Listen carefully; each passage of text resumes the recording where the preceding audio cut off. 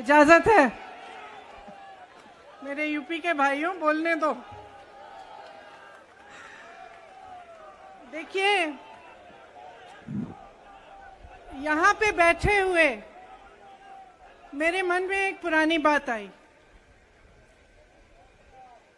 32 साल पुरानी बात है। मई 1991 की बात है। मेरे पिता की शव यात्रा तीन मूर्ति भवन से निकल रही थी। अपनी मां के साथ और अपने भाई के साथ हम एक गाड़ी में बैठे थे। सामने भारतीय सेना की एक ट्रक थी, फूलों से लदी हुई थी। उसके ऊपर मेरे पिताजी का शव था। थोड़ी देर काफिला चला, 5-10 मिनट चला। फिर राहुल कहने लगे मैं उतरना चाहता हूं। तो मां ने मना किया। उस समय सुरक्षा का भी बहुत वो था। तो मां ने कहा नहीं, तुम उतर नहीं सकते। राहुल ने जिद की, नहीं मैं उतरूंगा। मैंने मां से कहा मां उतरने दो। राहुल गाड़ी से उतरा। उस सेना की ट्रक के पीछे खड़ा होके चलने लगा और तीन मूर्ति से लेके कड़ी धूप में अपने पिता के जनाजे के पीछे पीछे पैदल चलते चलते चलते चलते यहां पहुंचा।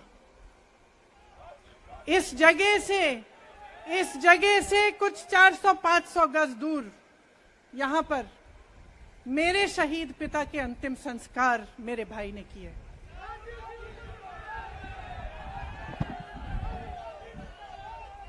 सुनिए, वो चित्र मेरे दिमाग में अभी भी है, मेरे मन में है। मेरे पिता का शव इस तिरंगे झंडे में लपेटा गया था। इस तिरंगे के नीचे मेरे पिता का शव था और उसके पीछे चलते चलते मेरा भाई यहां आया। उस शहीद पिता का अपमान भरी संसद में किया जाता है। उस शहीद के बेटे को आप देशद्रोही कहते हैं, आप मीर जाफर कहते हैं, उसकी आप मां का अपमान करते हैं। आपके मंत्री मेरी मां का अपमान भरी संसद में करते हैं। आपके एक मुख्यमंत्री कहते हैं कि राहुल गांधी को पता भी नहीं है कि उनका पिता कौन है। आपके प्रधानमंत्री भरी संसद में खड़े होकर कहते हैं कि ये परिवार नेहरू नाम को इस्तेमाल क्यों नहीं करता। पूरे परिवार का अपमान करते हैं। कश्मीरी पंडित समाज के रिवाज का अपमान करते हैं, जिसके तहत एक बेटा अपने बाप के मरने पर पगड़ी पहनता है, परिवार की परंपरा को आगे बढ़ाता है। लेकिन आप पर कोई मुकदमा नहीं होता। आपको 2 साल की कोई सजा नहीं मिलती। आपको जेल की सजा नहीं मिलती। आपको संसद से कोई बाहर नहीं निकालता। आपको मना नहीं करता कि 8 सालों के लिए आप चुनाव नहीं लड़ सकते। क्यों? मैं पूछना चाहती हूं, क्यों? आज तक हम चुप रहे हैं। हमारे परिवार का अपमान करते गए। मेरे भाई ने क्या कहा? संसद में वो मोदी जी के पास गए और उनसे गले लगे। मेरे भाई ने कहा मैं आपसे नफरत नहीं करता हूं, मेरे दिल में आपके लिए कोई नफरत नहीं है। हमारी विचारधारा अलग है, लेकिन हमारी नफरत की विचारधारा नहीं है।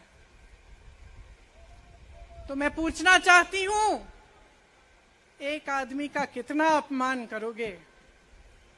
कितना अपमान करोगे? क्या यही है इस देश की परंपरा? आप परिवारवादी कहते हैं, तो भगवान राम कौन थे?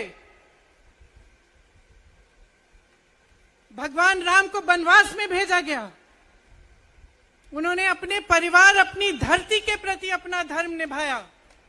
क्या भगवान राम परिवारवादी थे? क्या पांडव परिवारवादी थे कि वो अपने परिवार की संस्कारों के लिए लड़े? और हमें क्या शर्म आनी चाहिए कि हमारे परिवार के सदस्य शहीद हुए इस देश के लिए, कि इस झंडे में उनका खून है, इस धरती में उनका खून है, इस देश के लोकतंत्र को मेरे परिवार के खून ने सींचा है। और जो सोचता है कि हमें अपमानित करके हमें डराएंगे, हमें धमकाएंगे, जो सोचता है कि तमाम एजेंसियों को लगाकर हम पे छापे मारकर हमसे कुछ भी कर ले, हमको हमें डराएंगे, वो गलत सोचते हैं। हम डरने वाले नहीं हैं। हम और मजबूती से लड़ेंगे। हम इस देश के लोकतंत्र के लिए कुछ भी करने के लिए तैयार हैं। इस देश के लोकतंत्र को, इसकी नींव कांग्रेस पार्टी के महान महापुरुषों ने डाली है। कांग्रेस पार्टी लड़ी इस देश की आजादी के लिए और आज भी इस देश की आजादी के लिए ही लड़ रही है। कभी कभी मैं सोचती हूं, मुझे समझ में नहीं आता कि पब्लिक क्या सोच रही है। क्या देख नहीं रही है क्या हो रहा है? क्या आपको दिख नहीं रहा है कि आपकी सारी संपत्ति लूटी जा रही है, एक आदमी को दी जा रही है, गिने चुने उद्योगपतियों को सब कुछ दिया जा रहा है? किसकी संपत्ति है? ये राहुल गांधी की संपत्ति है, ये आपकी संपत्ति है। ये पीएसयू किसके हैं? किसके लिए बनाए गए? आपके लिए बनाए गए, जो ऐसे एक के बाद एक इनको बेचे जा रहे हैं, दिए जा रहे हैं। इसी से तो आपका रोजगार आता है। छोटे उद्योगों से, छोटे व्यापारियों से आपका रोजगार आता है। किसी बड़े अडानी से नहीं आता। रोजगार नहीं देते, छीनते हैं आपका रोजगार। तो आप समझ क्यों नहीं पा रहे हैं? आप गैस के सिलेंडर के लिए 1000 रुपए दे रहे हैं और यहां आपकी सारी संपत्ति किसी को सौंपी जा रही है। राहुल गांधी जी ने क्या कहा? अरे कौन सा इतना बड़ा जुल्म कर लिया कि आपसे 2 सवाल पूछ लिए, जवाब नहीं दे पाए ना, घबरा गए। और जो अहंकारी होते हैं, तानाशाह होते हैं, क्या करते हैं? जब सवालों का जवाब नहीं दे पाते तो पूरी सत्ता को लेकर जनता को दबाने की कोशिश करते हैं। जो सवाल उठाता है उसको दबाने की कोशिश करते हैं। आपने कभी सोचा है, आंखें खोलिए, आपने कभी सोचा है कि ये पूरी सरकार, ये सारे मंत्री, ये सारे सांसद एक आदमी को बचाने की क्यों इतनी कोशिश कर रहे हैं? इस अडानी में है क्या कि इसको आप सारी संपत्ति दे रहे हो देश की? 20 हजारों करोड़ शेल कंपनियों में इनके हैं और आप इन पे इंक्वायरी नहीं कर सकते। ये अडानी है कौन कि आप सब उनका नाम उठते ही बौखला जाते हैं और उनको बचाने में लग जाते हैं? देखिए, आप इस देश के देशवासी हैं, ये देश आपका है, ये लड़ाई आपकी है। आज तमाम नौजवान बेरोजगार क्यों हैं? हम इश्तेहार तो देख रहे हैं, होर्डिंग देख रहे हैं, मदर ऑफ डेमोक्रेसी लिखा है, कहते हैं कि हमारी अर्थव्यवस्था बहुत तेजी से आगे बढ़ रही है, तो इतने नौजवान बेरोजगार क्यों हैं? तो जहां जहां हम जाते हैं बेरोजगार नौजवान क्यों दिखते हैं? इतनी महंगाई क्यों है? इतनी महंगाई क्यों है? क्या आप इतने बड़े काम कर सकते हो लेकिन एक गैस सिलेंडर का दाम कम नहीं कर सकते? आप छोटे व्यापारियों की मदद नहीं कर सकते? आप रोजगार नहीं बनवा सकते? तो फिर आपकी सरकार किस काम की है? लोगों को दबाने के लिए है या अडानी जी को आगे बढ़ाने के लिए है? तो आज ये समय आ गया है कि हमें गंभीरता से सोचना पड़ेगा। ये सरकार पूरी कोशिश करती है कि आपका ध्यान भटकाया जाए। अब आप सोचिए, कन्याकुमारी से कश्मीर तक एक आदमी चला, उसके साथ लाखों लोग चले, क्या पैगाम लेके चला? किस लिए चला, उसके दिल में क्या भावना थी कि लाखों लोग देश भर से उससे जुड़ के चले। समता, एकता की भावना थी। आज आपके सारी मीडिया, आपके सारे मंत्री, आपके सारे सांसद, आपके सारे कार्यकर्ता कह रहे हैं कि राहुल जी ने विदेश जाकर देश का अपमान किया, राहुल जी ने एक वर्ग का अपमान किया। क्या एक आदमी जो कन्याकुमारी से लेकर 5000 किलोमीटर कश्मीर तक चल के ये रोज रोज कहता है कि इस देश को एक होना चाहिए, सबको समान दृष्टि से देखना चाहिए, क्या ये आदमी देश का अपमान कर सकता है? क्या ये आदमी एक वर्ग का अपमान कर सकता है? तो ये आदमी क्या कर रहा है? ये आपकी आवाज उठा रहा है। ये क्या कह रहा है?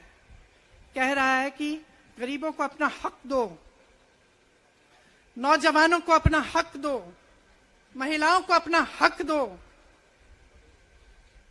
यही तो कह रहा है। और हक क्या है?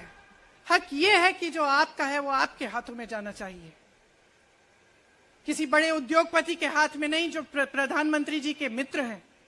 ये है आपका हक। उसी हक की लड़ाई लड़ रहा है। तो आप समझिए, ये एक इंसान की बात नहीं है, ये एक राहुल गांधी की बात नहीं है, ये पूरे देश की बात है।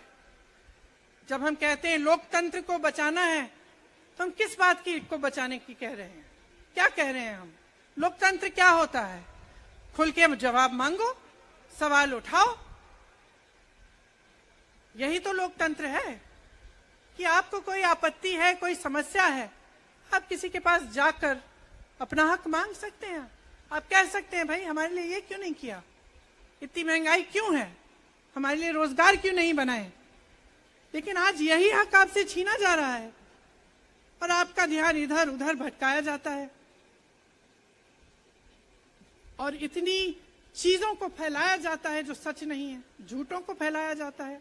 आप सोचिए, राहुल गांधी दुनिया के सबसे बड़े जो शिक्षा के संस्थान है वहां से पढ़ के आए हैं।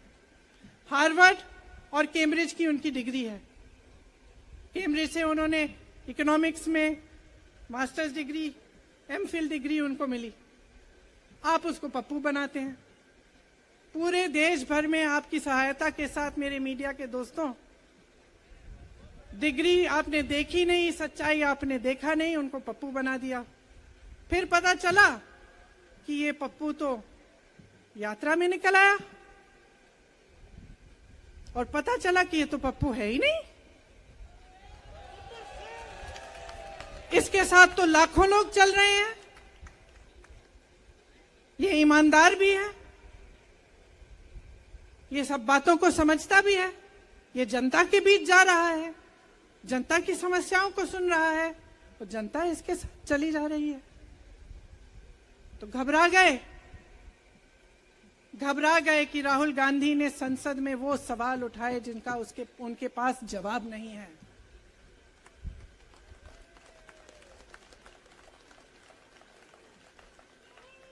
क्या किया सुन लीजिए। एक तरफ से हंसी भी आती है कि एक आदमी को रोकने के लिए इतना सारा करना पड़ा। जिस आदमी ने राहुल जी के खिलाफ सूरत में कंप्लेंट लगाई, आपको मालूम है कि पिछले साल उसने खुद कचहरी में जाके बोला इस पे आप स्टे लगा दीजिए। 1 साल के लिए अपने ही केस पे स्टे लगवाया। फिर वापस कब गए केस खुलवाने के लिए? राहुल गांधी के संसद में अडानी पे के भाषण देने के 1 हफ्ते बाद। 1 हफ्ते बाद वो आदमी वापस जाता है, कहता है केस खोल दी, सुन लीजिए अब हम तैयार हैं। 1 महीने के अंदर अंदर जज कह देते हैं कि राहुल गांधी को 2 साल की सजा मिलेगी। आपने देखा इस देश में कितने केस हैं कि जेल में 10 साल के लिए पड़े रहते हैं, उनकी सुनवाई नहीं होती। ये तो सुनवाई भी फट से हो गई, जजमेंट भी फट से हो गई, सजा भी फट से हो गई। और आपने कह दिया अगले दिन कि 8 सालों के लिए ये चुनाव नहीं लड़ सकते, संसद से बाहर कर देंगे इनको। वाह वाह वाह वाह वाह वाह, बहुत धैर्य है आप में। अरे कायर हैं, कायर है इस देश का प्रधानमंत्री।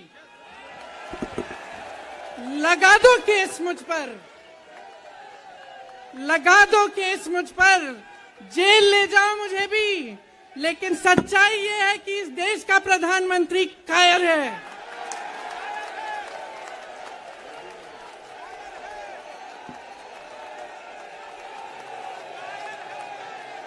अपनी सत्ता के पीछे छुपा हुआ है,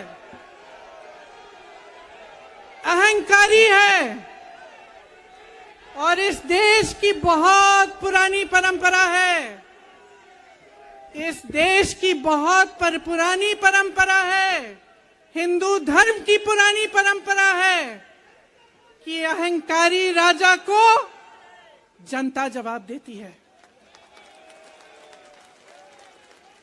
और इस देश की बहुत पुरानी परंपरा है कि अहंकारी राजा को ये देश पहचानता है। मेरे परिवार ने मुझे एक चीज सिखाई है कि ये देश दिल से बोलता है और दिल से सुनता है। ये देश सच्चाई को पहचानता है, और मैं जानती हूं कि आज वो दिन है जब से सारा कुछ बदलने लगेगा।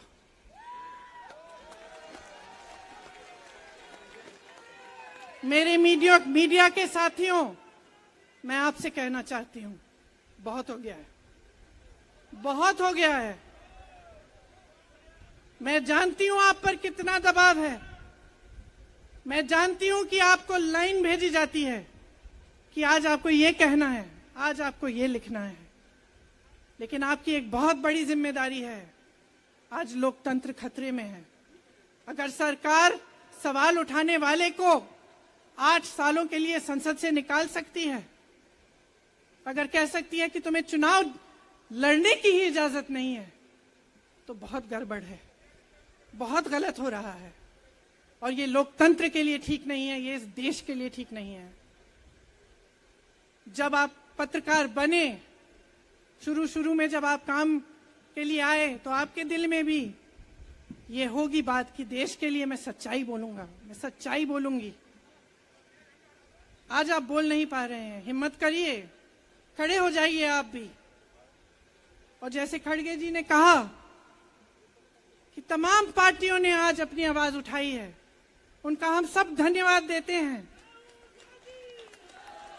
और हम सबको एक होना पड़ेगा, इसलिए होना पड़ेगा क्योंकि आज ये देश खतरे में है।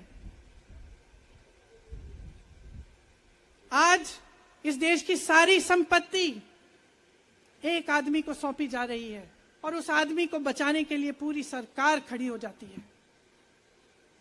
बहुत गलत हो रहा है। अगर आज मेरे भाइयों और बहनों आप इसको पहचान नहीं पाएंगे, तो इस देश को बहुत खतरे में डाल देंगे। इसीलिए यहां खड़े हुए महात्मा गांधी जी की समाधि के कुछ ही गज दूर खड़े हुए मैं आपको याद दिलाती हूं कि कितनों ने इस देश के लिए अपना खून बहाया है, कितनों ने इस देश की धरती, इस देश की आजादी के लिए अपना खून बहाया है। ये अफसर हैं यहाँ तैनात खड़े हैं, इसी तरह से इनके भाई सरहद पे खड़े होते हैं हमारे लिए, आज भी अपना खून बहा रहे हैं। क्या इसके लिए, क्या अडानी जी के लिए, कि अपने देश के किसान के लिए, अपने देश के गरीब के लिए, अपने देश के छोटे व्यापारियों के लिए, महिलाओं के लिए, अपने बच्चों के भविष्य के लिए हम सब अपनी जान देने के लिए तैयार हैं। तो मैं आपसे आग्रह करती हूं, मेरे देशवासियों, आंखें खोल लो, समय आ गया है, डरो मत। राहुल गांधी के शब्दों में डरो मत, इनका सामना करने का समय आ गया है। एकजुट हो जाओ, सामना करो, इस देश की सच्चाई को उभारो, इस देश की एकता को बनाए रखो और इस देश को आगे बढ़ाओ। जय हिंद, जय हिंद, जय हिंद।